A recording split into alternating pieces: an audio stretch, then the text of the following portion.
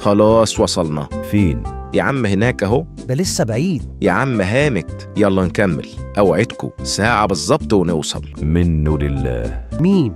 الساحل. خلاص وصلنا. ايه المكان ده؟ ده مش ساحل، ده فعلا سحلة. ده سوق يا عم. سوق في الساحل. انا عاوز انام. حالا، البيت هناك اهو. فين؟ اهو. يا عم دي أوضة. لا، من بره تحس انها اوضة، من جوه بقى حاجة تانية. حاجة تانية ازاي؟ أوضة وحمام.